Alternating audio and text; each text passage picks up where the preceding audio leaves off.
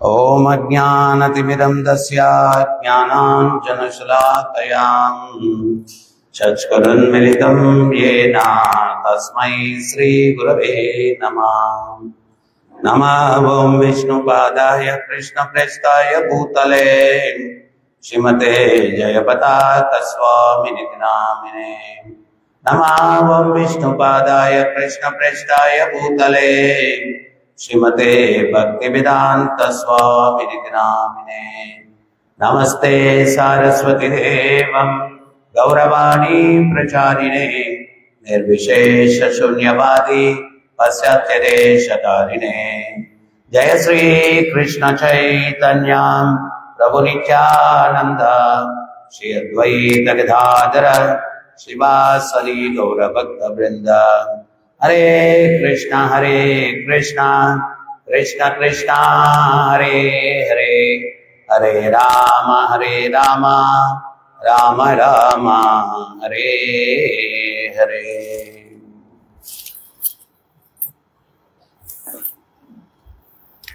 सान्द्रनीलाम्बुधैर्योमा सभिद्योस्तनयित्नुभिः अस्पष्टज्योतिराश्चन्नं బ్రహ్మేవ సుగుణం బభో। అప్పుడు ఉరుములతో మెరుపులతో కూడిన గణనీల మేఘములచే ఆకాశము కప్పబడిపోయెను। విశుద్ధాత్మ త్రిగుణములచే కప్పబడిన చందమున ఆ విధముగా ఆకాశము దాని సహజ తేజస్సు ఆచ్ఛాదితమయ్యను।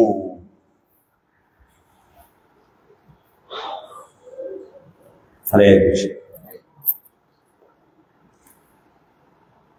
ఈ యొక్క అధ్యాయము వర్ష శరతృతువు. ఎక్కడిది వర్ష శరతృతువు? బృందావనంలో. ఎప్పుడు? భగవంతుడు ఉన్నప్పుడు.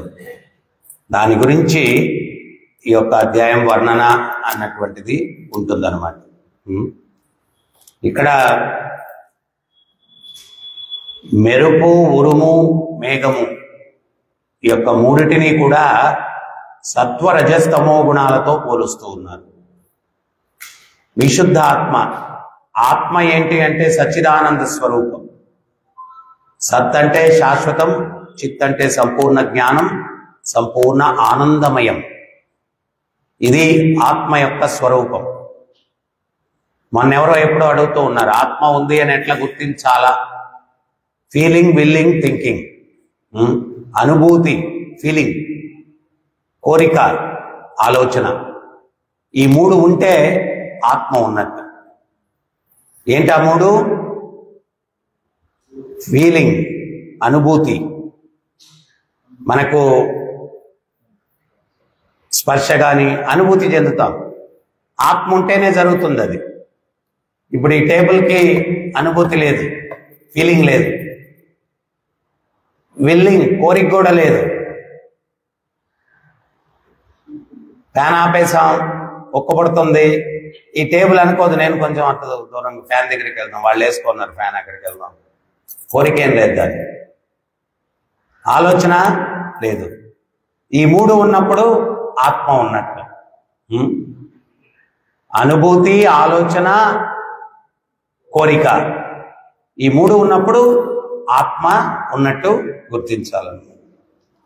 మరి ఆ సచ్చిదానంద స్వరూపమైనటువంటి ఆత్మ భగవత్ అంశగా మనకు స్వతంత్రత ఉంది. ఆ స్వతంత్రతను దుర్వినియోగం చేసుకోవడం వల్ల మనం ఈ భౌతిక జగత్తులోకి వచ్చాము. ప్రభుపాదులు వారు ఉదాహరణ ఇస్తారు. వర్షపు నీరు చాలా పవిత్రంగా ఉంటుంది. భూమిని తాకిన తక్షణం ఏమవుతుంది? బురద నీరుగా మారుతుంది. ఈ భౌతిక జగత్తులోకి ప్రవేశించిన తక్షణమే సత్వ రజస్తమో గుణాలకి ఆత్మ బద్ధుడవుతూ ఉన్నాడు. ఆ గుణాలు ఆత్మను కప్పేస్తూ ఉన్నాయి. ఆ యొక్క సహజమైనటువంటి స్వరూపం కప్పబడిపోతూ ఉంది. ఆ కప్పబడిపోవడం వల్ల ఆత్మ యొక్క స్వరూపాన్ని ఏమన్నాము? శాశ్వతం అన్నాము, సంపూర్ణ జ్ఞానం అన్నాము, జ్ఞానమయం. ఆ సత్వరజస్తమో గుణాలతో కప్పబడిపోవడం వల్ల జ్ఞానం పోయింది. అసలైన జ్ఞానం ఏంటి?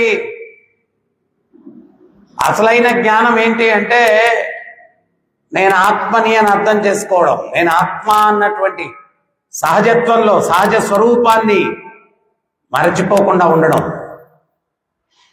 ప్రభుపాదుల వారు చెప్తారు, ఎవరయ్యా నువ్వు అని ఎవరన్నా అడిగితే నేను శ్రీరంగం గారిని అంటాం. మరి నేను ఆత్మ అని ఎంతమంది చెప్పుకుంటారు? ఎవరినన్నా మీరెవరండి అంటే నేను ఆత్మనండి అన్నాను అనుకోండి, వాళ్ళు ఈడేంట్రా నాయన పిచ్చోడైపోయినట్టున్నాడు. అవునా కాదు?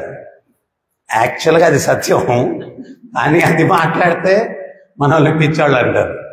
ఈడేదో పిచ్చి పట్టినట్టుంది, వీడికి ఇదేదో ఆత్మగిత్మ అంటున్నాడు, ఏమన్నా దెయ్యమైపోయాడేమో అని చెప్పి అనుకుంటారు. కానీ అది యథార్థం, సత్యం. అది ఏంటది అంటే నేను ఆత్మస్వరూపుణ్ణి. కానీ ఈ గుణాల యొక్క ప్రభావం వలన భగవంతుడు అందుకే గీతలో చెప్తూ ఉన్నారు, ప్రకృతి క్రియమాణాని గుణై కర్మాణి సర్వసం అహంకార విమూఢాత్మా కర్తాహమితి మన్యతే. అహంకార విమూఢాత్మ. ఈ గుణాల యొక్క ప్రభావం ఏంటి అంటే ఏం చేస్తాయి గుణాలు? అహంకారాన్ని తీసుకొని వస్తాయి. అహంకారం అంటే ఏంటి? అహం అంటే నేను, ఆకారా నేను ఈ ఆకారము. యాక్చువల్గా నేను ఈ ఆకారం కాదు, ఇటువంటి ఆకారాలు ఎన్నో మార్చాను. ఒకటి కాదు కదా, ఎన్నో ఆకారాలు మార్చాను. కానీ ఈ గుణాల యొక్క ప్రభావం ఏంటి అంటే మనల్ని ఈ ఆకారంతో మనం పోల్చుకునేటట్టుగా చేస్తాయి. దాన్ని సంతృప్తి పరుచుకునేదానికి ప్రయత్నం చేస్తూ ఉంటాము. ఎవరైనా కానీ ఆత్మ కోసం, ఆత్మ ఉద్ధరణ కోసం పనిచేసే వాళ్ళు మనకు కనిపిస్తారా చెప్పండి? చాలా అరుదు. ఎంతసేపు ఉదయం లేస్తే సాయంత్రం వరకు ఏంటి ఆలోచన అంతా కూడా ఈ శరీరాన్ని ఎట్లా సుఖపెట్టాలా, ఈ శరీరాన్ని ఎట్లా సుఖపెట్టాలా, ఈ శరీరాన్ని ఎట్లా సుఖపెట్టాలా. హరే కృష్ణ హరే కృష్ణ కృష్ణ కృష్ణ హరే హరే హరే రామ హరే రామ రామ రామ హరే హరే. ప్రవచనంలో కూడా సుఖపెట్టాలనుకుంటాం, నిద్రపోదాం. సో ఈ రకంగా ఈ శరీరాన్ని సుఖపెట్టాలా అనేటువంటి ఆలోచన తప్పిస్తే ఇంక వేరే ఆలోచన లేదు. కానీ ఒకటి మనం గుర్తించాల్సినటువంటి విషయం ఏంటి అంటే నువ్వు ఎంత ఈ శరీరాన్ని సుఖపెట్టాలనుకున్నా కూడా అది సుఖపడే పరిస్థితి లేదు. ఎందువల్ల? అది అశాశ్వతమైంది కాబట్టి.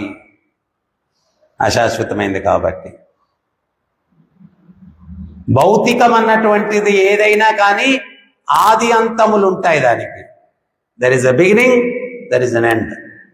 భౌతికం అంటే మ్యాటర్ అంటే. ఆధ్యాత్మికం అంటే అనంతమైనటువంటి ఆధ్యాత్మికం, నెవర్ ఎండింగ్. దాంట్లో అంతం ఉండదు. ఆధ్యాత్మికంలో అంతము లేనటువంటిది ఆధ్యాత్మికం. భౌతికం ఆది అంతములు ఉన్నటువంటిది భౌతికం.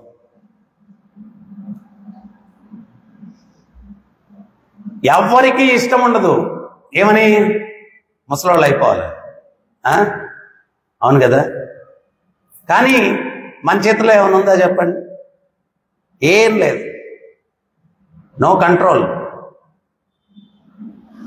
ప్రభుపాదులు వారు చెప్తారు, ఒక యువకుడికి ఒక అందమైనటువంటి యువత కనిపించిందంట. వీడెంత ఆకర్షితుడైపోయాడు అంటే ఏదో చెప్తుంటారు కదా, లవ్ ఎట్ ఫస్ట్ సైట్ అని చెప్పి. మొదటిసారి చూడంగానే ప్రేమ పుట్టేసింది. సో ఆమెను అనుసరించుకుంటూ వెళ్ళాడు. వెళ్తే ఆమె ఒక పెద్ద ఇంట్లోకి వెళ్ళిందనమాట. వీడు ఎంత ఆకర్షితుడైపోయాడు అంటే గేటు దూకి లోపలికి వెళ్ళిపోయాడు. అంత ఆకర్షితుడు. గేటు దూకి భగవద్ దర్శనానికి రాగానే ఇటువంటివి చేస్తాం. సో ఆడు ఆమె బెడ్రూమ్లోకి వెళ్ళింది. వాకిట్లోనే ఇంట్లోకి ప్రవేశించేటప్పుడు గమనించాడు, వీడు అనుకున్నాడు ఆమె 6 అడుగుల అందగత్య అనుకున్నాడు. ఆమె అడుగు హీల్స్ ఉండేటువంటి చెప్పులు వేసుకుంది అనమాట. ఆ ఎంట్రన్స్ లోనే ఆ చెప్పులు వదిలేయంగానే ఒక అడుగు తగ్గిపోయింది. తర్వాత లోపలికి వెళ్ళాడు. ఆమె వెళ్ళింది, వీడు గమనిస్తున్నాడు కిటికీలో నుంచి. ఆమె హ్యాట్ తీసింది అనమాట. తీస్తే ఆ హ్యాట్ తో పాటు విగ్గు కూడా ఊడి పడిపోయింది అనమాట. ఆమెకు బటన్ ఎత్తి ఆమె కూలింగ్ గ్లాస్ పెట్టుకొని ఉంది. ఆ కళ్ళజోడు తీసి అక్కడ పెట్టింది అనమాట. తీస్తే బావిలోతున్నాయి, కళ్ళు లోపలికి పోయి ఉన్నాయి అన్నమాట. తర్వాత నోరు పెద్దగా తెరిచి పెట్టుడు పళ్ళు తీసి ఆడు పెట్టేసింది. సో వీడేమనుకున్నాడంటే ఆమె అందానికి ఆకర్షితుడైపోయి స్వీట్ 16 అనుకున్నాడు. కానీ ఆమె స్వీట్ 60 అనమాట.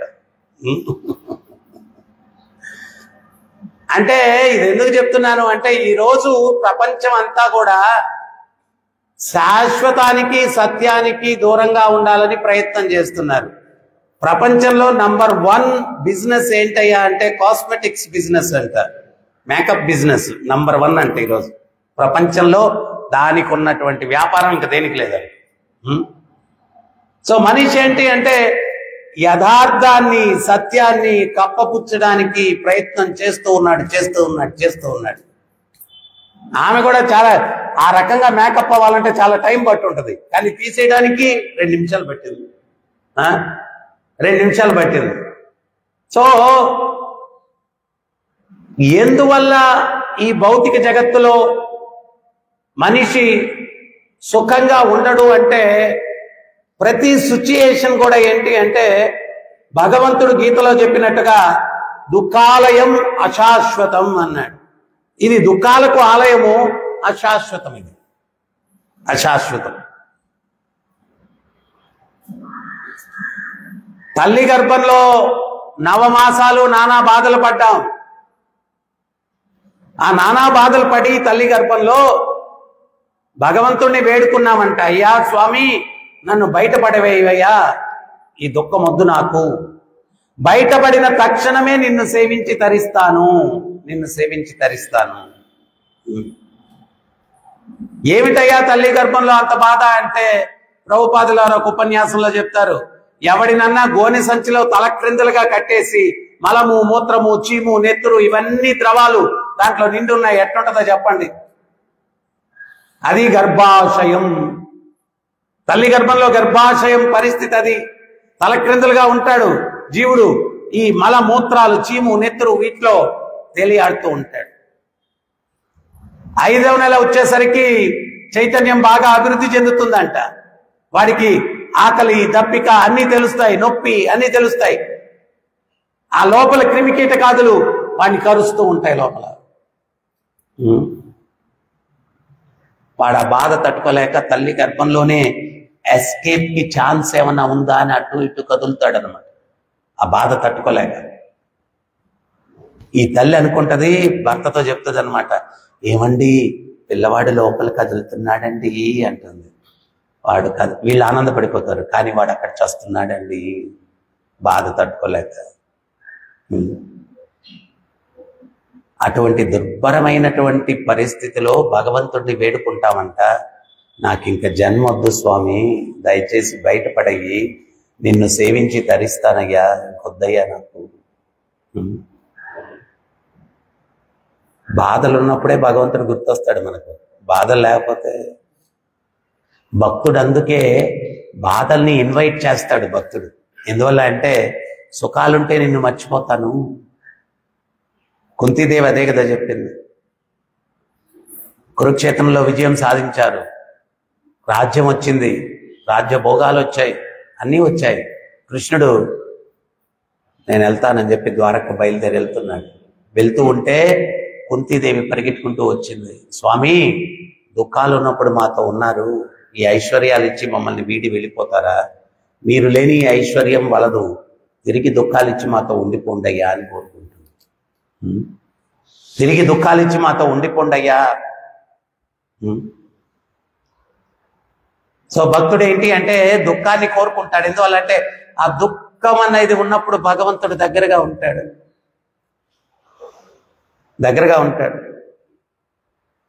ఆయన కూడా డిసైడ్ అయిపోయాడు, వీడికి దుఃఖం ఉంటేనే పిలుస్తాడు, ఆనందం ఉంటే పిలవడు. సో దుఃఖం ఉన్నప్పుడు వచ్చేదో కష్టం తీర్చేసి వెళ్ళిపోతుంటాడు ఆయన.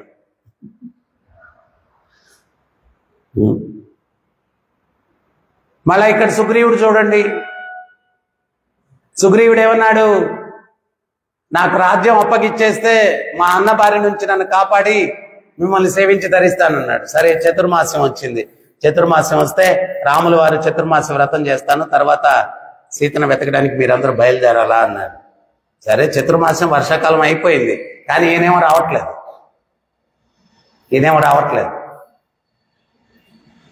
ఎందువల్ల? ఆ ఇంద్రియ భోగాల్లో నిమగ్నం అయిపోయి ఉన్నాడు. ఇంద్రియ భోగాలు ఏం చేస్తాయి అంటే భగవంతుడి నుంచి మనల్ని దూరం చేస్తాయి, భగవంతుడిని మరిచిపోయేటట్టుగా చేస్తాయి ఇంద్రియ భోగాలు. మీరు కూడా ప్రాక్టికల్ గా గమనించండి. జీవితం భౌతికంగా బ్రహ్మాండంగా ఉన్నప్పుడు గుర్తు రాదు, మన భగవంతుడు గుర్తురాడు. తిరుపతిలో నేను ఉన్నప్పుడు ఒక ఆయన రెగ్యులర్ గా వచ్చేవాడు, మంగళార్తికి దర్శనార్తికి అన్నిటికీ వచ్చేవాడు అనమాట. నేను కొన్ని రోజుల తర్వాత కనపడలేదు. తర్వాత ఒక 6 నెలలకో ఏమో మళ్ళా కనిపించాడు. కనిపిస్తే నేను అన్నాను, మీరు రెగ్యులర్ గా మంగళార్తికి దర్శనార్తికి ప్రవచనానికి అన్నిటికీ వస్తుండేవాళ్ళు, ఇప్పుడు రావట్లేదు ఏంటి అన్నాడు. నా కష్టాలు తీరిపోయాయి స్వామి అన్నాడు. నా కష్టాలు తీరిపోయాయి స్వామి అని. మరి తీరిపోతే ఇంక రావా అంటే జనాల కాన్సెప్ట్ కూడా అట్లాగే ఉంది. కష్టం ఉన్నప్పుడు భగవంతుడు, తర్వాత ఆయనతో పనే ఉంది, మనకు ఆయనతో పనే ఉంది. ఒకటి అర్థం కాని సత్యం ఏంటి అంటే, అసలు దుఃఖానికి కారణం ఏంటి అంటే ఆయన లేడు కాబట్టి నువ్వు దుఃఖంగా ఉన్నావు. ఆయన ఉంటే నీకెక్కడ ఉందా దుఃఖం? ఆనందాంబుదివర్ధనం ప్రతిపదం పూర్ణామృత స్వాదనం సర్వాత్మశ్రవణం పరం విజయతే శ్రీకృష్ణ సంకీర్తనం. ప్రతి అడుగులో కూడా పూర్ణ అమృతాన్ని ఆస్వాదించిన ఆనందం ఉంటుంది. మళ్ళా సుగ్రీవుడి దగ్గరికి లక్ష్మణుడు వెళ్లాల్సి వచ్చింది, వచ్చి ఆయన బెదిరించాల్సి వచ్చింది. ఆ బెదిరింపులు విన్న తర్వాత అప్పుడు స్పృహలోకి వచ్చాడు. అయ్యా మాట తప్పాను, క్షమించండి, వస్తున్నాను, సీతమ్మ తల్లిని వెతుకుదామని చెప్పాడు. సో ఈ రకంగా సత్యం నుంచి మనల్ని దూరం చేస్తుంది మాయ. అందుకనే మాయ అంటే అర్థం ఏంటి అంటే, ఏది కాదో అది అవును అనిపించేటువంటిదే మాయ. మొట్టమొదటి మాయ ఏంటి అంటే, నేను ఈ శరీరం కాదు, నేనే శరీరం అని చెప్పి భావన పెట్టుకునేదే మాయ. ఇది దుఃఖాలయం, అశాశ్వతం. జీవుడు ఏంటి అంటే శాశ్వతుడు. కానీ మనల్ని ఎటువంటి సిచ్యుయేషన్ లో పెట్టారు? అన్ని అశాశ్వతమైన సిచ్యుయేషన్ లో పెట్టారు మనల్ని. అందుకని మనం ఇక్కడ సంతృప్తి చెందాం. దుఃఖాలయం అశాశ్వతం. వీడు ఎట్టో ఒకట తల్లి గర్భం నుంచి బయటకు వచ్చేస్తాడు. అమ్మ వెచ్చడి కౌగిల్లోకి తీసుకుంటుంది, వీడిని లాలిస్తారు. అందరూ ఇంకా కాకి పిల్ల కాకి ముద్దు అన్నట్టుగా చిన్నప్పుడు ప్రతి ఒక్కడు ముద్దుగానే ఉంటాడు, పెరిగేటప్పటికే తెలిసేది. సో చిన్నప్పుడు ప్రతి ఒక్కరు వాడిని ఎత్తుకోవాలనుకుంటారు, అది ప్రయత్నం చేస్తారు. వీడు అనుకుంటాడు బయట భలే ఉంది, అందరూ జిజి బుజ్జి చిటి అని చెప్పి పలకరిస్తున్నారు, ఆడిస్తున్నారు, ఎత్తుకుంటున్నారు, భలే. అందరి దగ్గరికి వెళ్ళి అని అంటాడు, వాళ్ళు అని అంటారు. ఉండరా అయినా బాబు, పని ఉంది, వస్తాం. ఎందువల్లంటే బరువు పెరిగాడు, ఇంక ఎత్తుకునేదానికి అందరికీ ఓపిక లేదన్నమాట. ఈ లోపల వాడు ఎత్తుమరిగాడు. అందరు ఎత్తుకొని బ్రహ్మాండంగా నన్ను ఆడిచ్చేస్తున్నాడని చెప్పి అనుకునే లోపల సిచ్యుయేషన్ మారిపోయింది. వాడు బరువు ఎక్కిపోయాడు, ఎవడు ఎత్తుకోవట్లేదు. వాడు దానికి ఏడుపు. ఏమయ్యా ఏడుస్తున్నాడు? వాడు బాగా ఎత్తుమరిగాడు, ఎవరు ఎత్తుకోవట్లేదు ఇప్పుడు, అందుకనే ఏడుస్తున్నాడు. సరే 2 రోజులు ఏడ్చి అలవాటు అయిపోద్ది. ఇంక ఎంత ఏడ్చినా కానీ ఎవడు ఎత్తుకునేటట్లేడు అని చెప్పి అడ్జస్ట్ అయిపోతాడు దాన్ని. తర్వాత దోగాటం మొదలు పెడతాడు. దోగాటం మొదలుపెట్టి అటు ఇటు తిరిగి వాడికి అన్ని ఎక్సైట్మెంట్. ప్రపంచంలోకి వచ్చాడు కదా, కొత్తగా వచ్చాడు, వాడికి ఏం చూసినా ఎక్సైట్మెంట్ గా ఉంది అని చెప్పి మొత్తం తిరిగేసి ఇంట్లో వస్తువులన్నీ లాగేసి కొన్ని పగల కొట్టేసి, వాడు వస్తువు పగల కొట్టడం, వాడికి పగల కొట్టడం, 2 అయిపోతా ఉంటాయి అన్నమాట. సో అట్లా మళ్ళా తోటి ఫ్రెండ్స్ చుట్టుపక్కల అటు ఇటు తిరగడం, ఏదో బాగుంది అనుకునే లోపల వాడు పొరపాటున అమ్మ అంటాడు. వీడికి మాటలు వచ్చేసాయి, స్కూల్లో వేసేద్దాం అంటే వీడికి మాటలు వచ్చాయి. వాడు తెలివైనవాడైతే అమ్మ అని లేటు కనాలి, స్కూల్కి పోకుండా ఉండాలంటే. వాడు ఎప్పుడైతే అమ్మ అంటాడో ఇంట్లో వీళ్ళు రెడీగా ఉన్నారు. ఏంటి, నేను మామూలుగా చిన్నపిల్లలు ఎవరన్నా భక్తుల పిల్లలు కూడా స్కూల్కి వెళ్తున్నా, గోల అయిపోయింది స్వామి, ఇంకా మాటలు రాలే, వస్తే స్కూల్లో వేసేయాలంట. వాడు పొరపాటున అమ్మ అన్నాడంటే తీసుకుపోయి వేసేస్తాడు స్కూల్లో.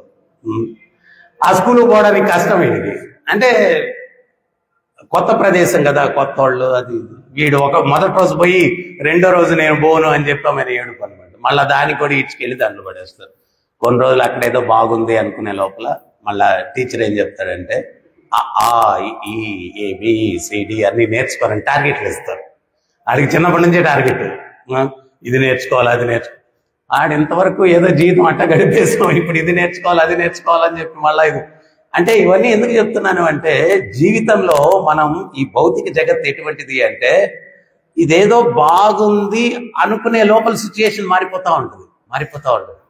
ఇష్టము లేనటువంటి పరిస్థితుల్లోకి మనం చేసుకున్నటువంటి కర్మను బట్టి బలవంతంగా నెట్టబడుతూ ఉంటాము.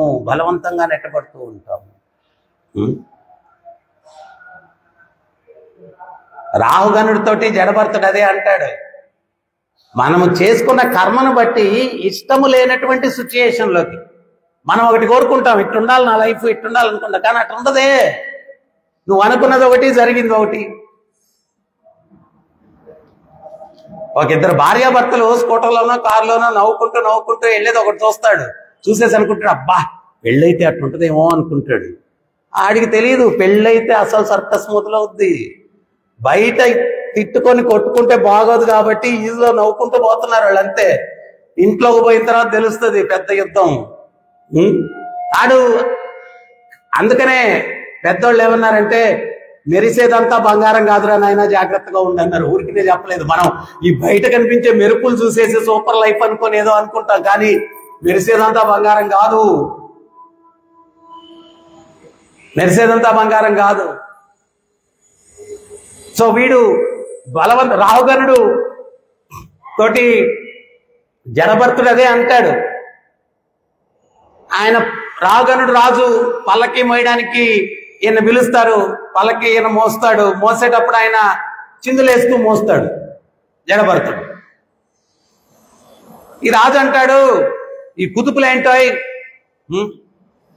ఎవరు ఇట్లాగా కుతుపుతూ నడుస్తున్నారంటే, ఈ బోయిలు అంటాడు, కొత్తగా వచ్చాడు కదా ఇతనండి అంటాడు.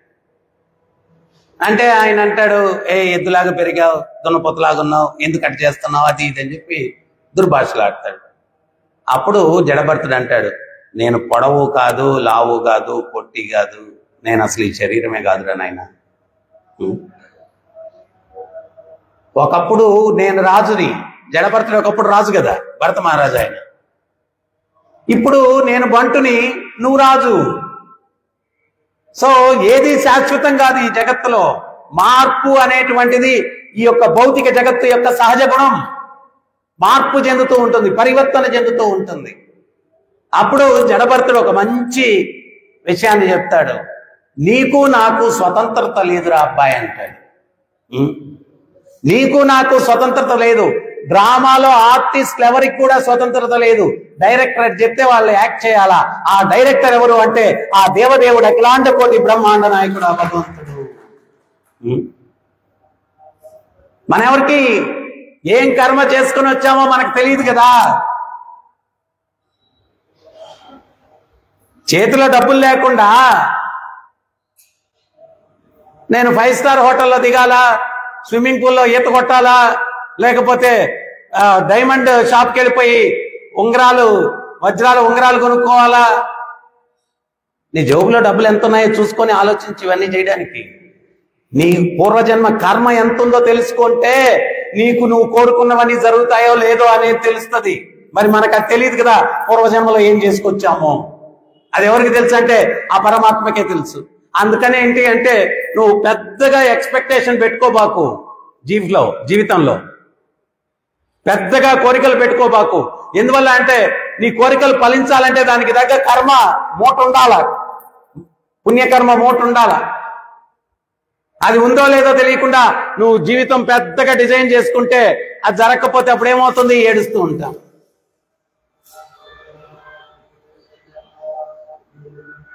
ఈరోజు ఉదయం బ్రేక్ఫాస్ట్కి ఏమి తినాలా అని ప్లానింగ్ లేదు. మంచి గారెలు తినాలా, మంచి ఇడ్లీ, మసాలా దోశ అని 4-5 లేకపోతే 10 వెరైటీస్ ఊహించుకొని అక్కడికి వెళ్తే అక్కడ రసము రైస్ పెట్టారు. అప్పుడేమవుతుంది? ఏంటి ఈరోజు ప్రసాదం రసము రైస్ అయినా చేసింది, నేనేదో ఊహించుకున్నానే, నిన్నెవరు ఊహించుకోమన్నారు? ఇక్కడ ఇదే ఉంది, అదే రాసి ఉంది నీ పొట్టలోకేం పోవాలా అని. నువ్వు ఊహించుకున్న మసాలా దోశ పోదు, అది లేదు రాసి. అందుకనే చెప్పారు దానే దానే పర్ లిఖా హై కానే వాలే కా నామ్. ప్రతి గింజ మీద రాసి ఉందంటే ఎవరు తినాలి దాన్ని అని. దానే దానే పర్ లిఖా హై కానే వాలే కా నామ్. సో అందుకని చెప్పి మనం దేన్ని కూడా ఊహించుకోకూడదు. నువ్వు అందుకనే భగవంతుడు అంటే భగవంతుడు చెప్పిన మెకానిజం అర్థం చేసుకోవాలా. భగవంతుడు ఏమన్నారు? అనన్యశ్చింతయంతో మాం యేజనా పర్యుపాసతే తేషాభి నిత్యాభియుక్తానాం యోగక్షేమం వహామ్యహం. అన్ని చింతలు విడిచిపెట్టి నా చింతనలో నువ్వు ఉండు అన్నాడు. ఎందుకన్నాడు చెప్పాడు భగవంతుడు? ఎందుకన్నాడు చెప్పాడు? ఒరే నాయనా, నువ్వేదేదో చింతించి చింతించి ఊహించి దాని ప్రకారం జరగకపోతే మళ్ళీ ఏడుస్తావు. ఇంకోటి ఏంటి అంటే నువ్వు చేసుకునే కర్మను బట్టే నేను ఇవ్వగలను కానీ ఫలితాన్ని దానికి పైన ఇవ్వలేను కదా. నువ్వు అనవసరంగా ఈ ఊహలు ఇవన్నీ పెంచుకొని కలత చెందే దానికన్నా ప్లెయిన్ గా ఉండు, ఏం జరిగితే జరుగుతాను ఉండు, అప్పుడు నువ్వు హ్యాపీగా ఉంటావు, నా చింతల్లో ఉండు. మరి చింతించకుండా ఉండలేం కదా స్వామి. అందుకనే భౌతిక విషయాల గురించి, నీ ఫ్యూచర్ గురించి, బ్రేక్ఫాస్ట్ గురించి, లంచ్ గురించి, డిన్నర్ గురించి ఆలోచించకుండా నా ఆలోచనలో ఉండు, నీకు నేను ఏమి ఇవ్వాలో అది ఇస్తాను. ఈ అనవసరమైన ఆలోచనలు ఏం చేస్తాయంటే దుఃఖానికి హేతువులు అవుతాయి. దుఃఖానికి మనం కోరుకున్నది జరగదు.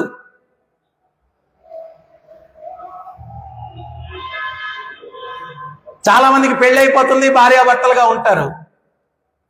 వాళ్ళిద్దరికి మధ్యలో డిస్టర్బ్ వచ్చినప్పుడల్లా నేను అసలు నిన్ను చేసుకోవాల్సింది కాదు, అసలు ఆ అమ్మాయిని చేసుకోవాలనుకున్నా, పొరపాటున నిన్ను చేసేసుకున్నా అంటుంటారు డైలాగ్. పిచ్చోడా, ఆమెనే చేసుకోవాలి కాబట్టి ఆమెనే చేసుకున్నావు, ఇంకొకరిని చేసుకోవాల్సిన రాయలేదు నీకు, అది నీకు అర్థం కావట్లేదు. ఇంకొక ఆమెను చేసుకోవాల్సి ఉంటే జరుగుండేదిగా, మరి అది ఎందుకు జరగలేదు? ఇదే జరిగింది, ఈ పెళ్ళే జరిగింది, ఈమె రాసింది, ఆయనకి ఆమె రాసింది, ఆమెకి ఏం రాస్తున్నారు, అందుకనే జరిగింది. నువ్వు ఊరికే అనుకున్నంత మాత్రం నేను ఆమెను చేసుకోను, నేను ఆయన్ని చేసుకోను. మీరిద్దరు ఒకరికొకరే పుట్టారు కొట్టుకొని చావడానికి. వేరే అందుకనే చెప్తారు marriages are made in heaven అంటారు. హెవెనా హెల్లా? కర్మ, ఇద్దరు బంధం రాసుకొని పుట్టారు.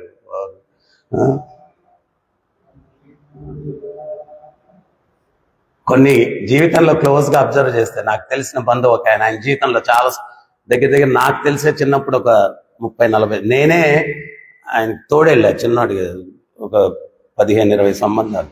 ఆయన ఒక 50-60 చూస్తుంటాడు. ఫైనల్ గా ఏదో జరిగింది, తర్వాత ఏదో జరిగింది.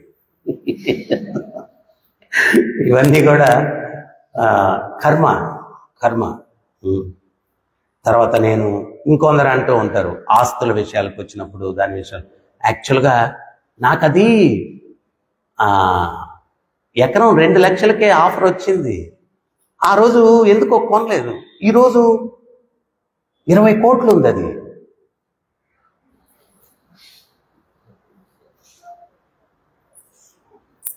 రాయలా అది. సో ఏది కూడా మనం తత్వం మనకి ఎట్లా హెల్ప్ చేస్తుంది అంటే ఇవన్నీ జరగలేదు, జరగకపోతే దుఃఖం, జరిగితే ఆనందం. ఈ యొక్క ఆటుపోటులన్నిటినీ తట్టుకునేటువంటి శక్తి తత్వం ఇస్తుంది. ఇప్పుడు ఎవడన్నా ఒక ఉద్యోగిగా ఉన్నాడు, వాడు 20 రోజులు పనిచేశాడు, 20 రోజుల శాలరీనే వస్తుంది వాడికి. 30 రోజులు పని చేసినోడికి 30 రోజుల శాలరీ వస్తుంది.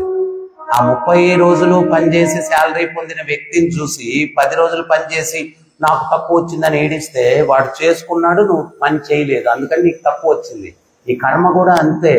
నువ్వు కర్మ ఎంత చేసుకున్నావో అదే పొందుతావు. దానికి మించి ఇంత కూడా పొందేదానికి అవకాశం లేదు. ఇంత కూడా పొందేదానికి అవకాశం లేదు. అందుకని ఈ యొక్క కర్మ సిద్ధాంతం మనకేం చేస్తుంది అంటే సహాయపడుతుంది. సో ఈ సత్వ రజస్తమో గుణాలకు బద్ధుడై ఉన్నంత వరకు కూడా యథార్థానికి దూరంగా ఉంటాం మనం. అందుకని సాధన ద్వారా ఆ గుణాతీత స్థితిని పొందినప్పుడు ఏది ఎందుకు జరుగుతుంది అన్నటువంటిది స్పష్టత మనకు ఉంటుందన్నమాట. దానివల్ల కలత చెందుకుంటూ ఉంటాం. ఉండేటువంటి దాంట్లోనే సుఖాన్ని వెతుక్కునే దానికి ప్రయత్నిస్తాం, కానీ లేని దాంట్లో సుఖం వస్తుంది అన్నటువంటి ఆలోచన నుంచి బయటపడి ప్రశాంతంగా జీవించేదానికి కూడా తత్వం ఉపయోగపడుతుంది. ఇది అర్థం చేసుకోవాలి మనం. ఉన్న దాంట్లోనే సుఖాన్ని వెతుక్కునే దానికి ప్రయత్నం చేస్తాం. వీడెప్పుడు కూడా, అందుకనే ప్రభుపాదుల వారు ఒక విషయం చెప్తారు. ఆయన చెప్పినవన్నీ కూడా అక్షర సత్యాలు.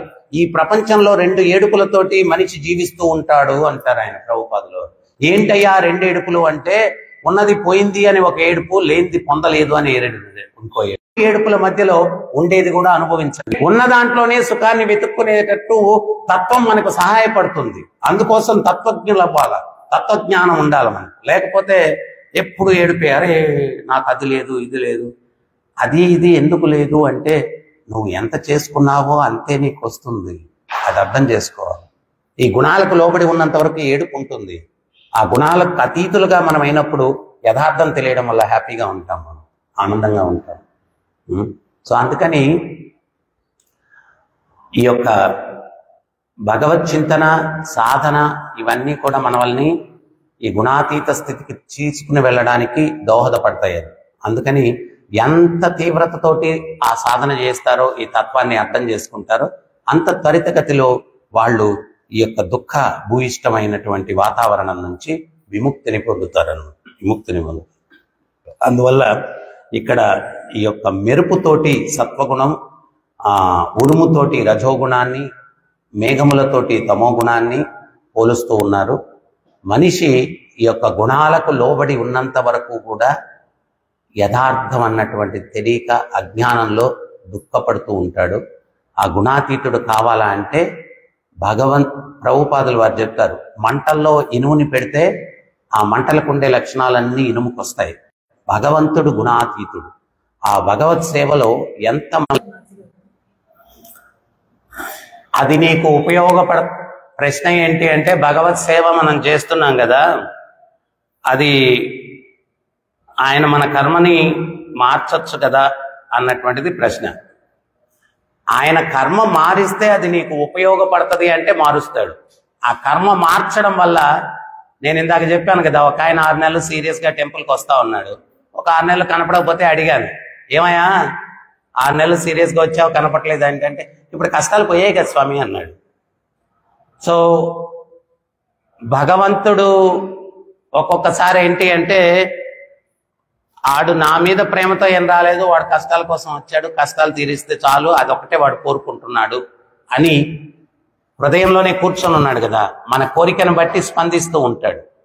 సో ఆయన అదే కోరుకున్నాడు, సరే కష్టాలు తీర్చేశాడు, వెళ్ళిపో. కానీ కొంతమంది సేవ చేసుకుంటూ కష్టాలు అనుభవిస్తూ నువ్వు నాకు కావాలని ప్రార్థన చేస్తూ ఉంటారు. అటువంటి వాళ్ళని ఏం చేస్తాడు అంటే, వీడి కష్టాలు కానీ తీసేస్తే మళ్ళీ దూరం అయిపోతాడు, ఎక్కడో కోశంలో మీరు నాకు కావాలని నన్ను కోరుకుంటున్నాడు కదా, అందుకని చెప్పి కొంచెం కష్టం అట్టాగే ఇచ్చి నాతోనే ఉంచుకుందాం అని చెప్పి ఉంచుకుంటాడు. సో అందరికీ ఒకే రకంగా ఉంటది అని కాదు. అందుకనే భగవద్గీతలో భగవంతుడు ఏం చెప్పాడంటే, యద్భావం తద్భవతి అన్నాడు. నీ భావాన్ని బట్టి ఆయన స్పందిస్తూ ఉంటాడు. సో నీ భావన, ఆయనకి నేను సేవ చేసుకునేది నా కర్మ పోవడానికి కాదు, నా దుఃఖాలు పోవడానికి కాదు, నాకు ఆయన కావాలా అనే భావన ఉందనుకోండి, దానికి తగ్గట్టుగా స్పందిస్తాడు. సో అది వ్యక్తిని బట్టి మారుతూ ఉంటుంది, వ్యక్తి యొక్క ప్రార్థన బట్టి మారుతూ ఉంటుంది, వ్యక్తి యొక్క భావన బట్టి మారుతూ ఉంటుంది. అందరికీ ఇట్లాగని చెప్పడానికి లేదు.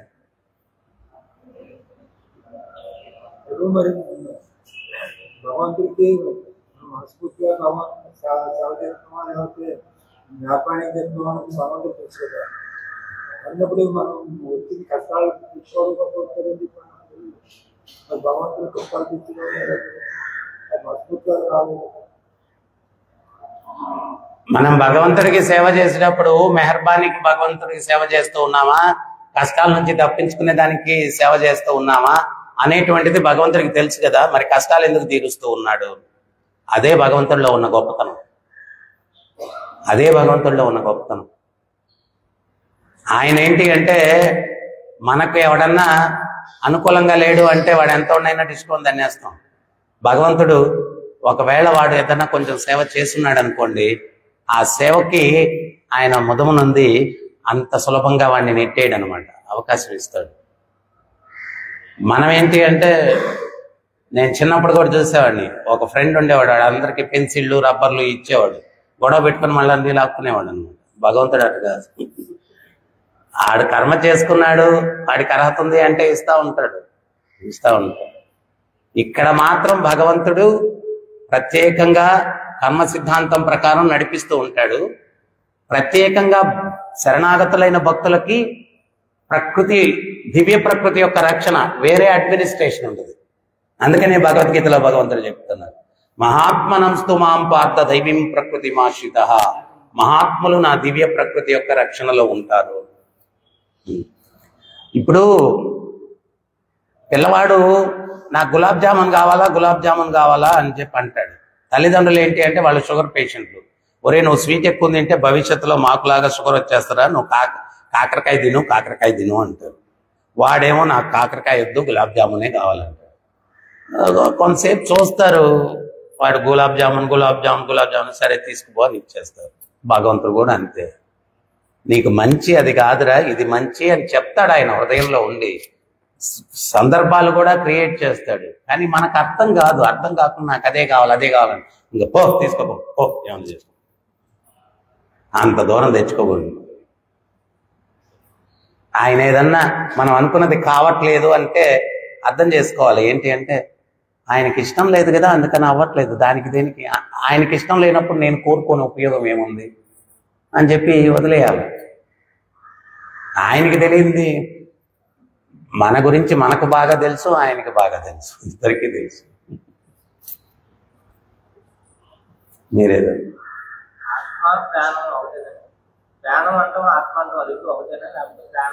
ఆత్మ అంటేనే ప్రాణం. ఆత్మ లేకపోతే ప్రాణం లేదు. ప్రాణం అంటే ఏంటి అంటే చైతన్యం. ప్రాణం పోయింది అంటే చైతన్యం పోయింది. అప్పుడు దాకా ఉన్నాడు, పోయాడు అన్నారు. ఏం పోయింది? ప్రాణం పోయింది. ప్రాణం అంటే ఏంటి? ఆత్మ అంటే ఏంటి? చైతన్యం. అదే మొదట్లో నేను వివరించాను. ఆత్మ ఉన్న దగ్గరే ఫీలింగ్, విల్లింగ్, థింకింగ్, అనుభూతి, కోరిక, ఆలోచన, ఈ మూడు ఉంటాయి. ఇప్పుడు మీరు ఇది ఉంది, దీన్ని ఇట్లా వదిలేయండి, అదేం కదలదు. మీరు 10 రోజులు దీన్ని ఇట్లా వదిలేస్తుంది, ఇంకొక వ్యక్తి దాన్ని కదల్చాలి. ఇది కూడా అంతే, ఇది కూడా జడమే.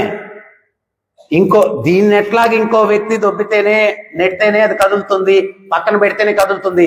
ఇది కూడా ఒక వ్యక్తి అనేటువంటి వాడు ఉంటేనే ఇది కదులుతుంది. ఆ వ్యక్తి ఎవరు అంటే ఆత్మ. ఇదే శరీరం ప్రాణం పోయినప్పుడు అక్కడ ఉంది, అన్నీ ఉన్నాయి, మరి కదలట్లేదు ఏంటి? ఎందువల్లంటే ఒక వ్యక్తి లేడు. ఎవరా వ్యక్తి? ఆత్మ. ఆ ఆత్మ ఉన్నప్పుడే చైతన్యం, ఆత్మ లేకపోతే చైతన్యం లేదు.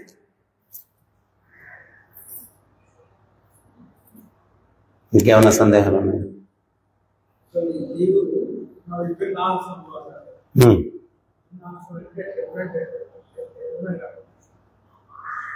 ఎట్లా అర్థం చేసుకోవాలి?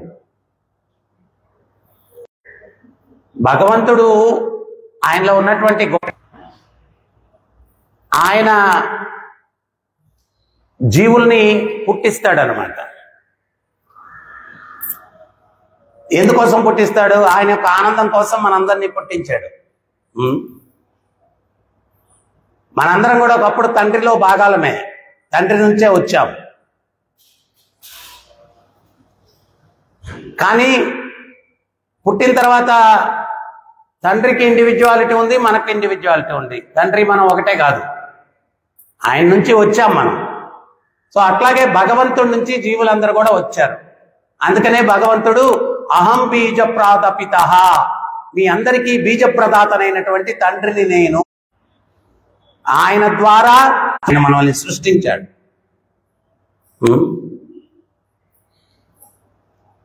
ప్రభుపాదుల వారు ఉదాహరణ చెప్పినట్టుగా సముద్రం నుంచి ఒక నీటి బిందువు తీసుకుంటే సముద్రంలో ఉన్నటువంటి నీటికి ఉండేటువంటి గుణాలన్నీ ఆ నీటి బిందువుకు ఉంటాయి. కానీ మోతాదు పరంగా ఆ సముద్రం అనంతంగా ఉంది, ఈ నీటి బిందువు అణువుగా ఉంది. సో భగవంతుడిలో ఉండే లక్షణాలన్నీ కూడా మనలో ఉన్నాయి, కానీ మనం అణు మాత్రం ఆయన విభువు, అనంతుడు. ఆయనలో ఉన్న గుణాలు అనంతం, అన్లిమిటెడ్. ఉదాహరణకి ఏంటి అంటే, ఈ గదిలో ఉన్నది మాత్రమే నేను చూడగలను, అది కూడా నా ముందు ఉన్నది చూడగలను, వెనకాల ఉండేది మళ్ళీ చూడలేను. కానీ అదే పరమాత్మ ఈ గదిలోనే కాదు, అఖిలాండ కోటి బ్రహ్మాండాల్లో సర్వ సృష్టిలో ఏ మూల ఏం జరుగుతుంది ఫుల్ ఇన్ఫర్మేషన్ ఉంది. అందుకనే ఆయన భగవంతుడు. మనకు పరిమితి ఉంది, ఆయనకు పరిమితి లేదు. అర్థమైందా?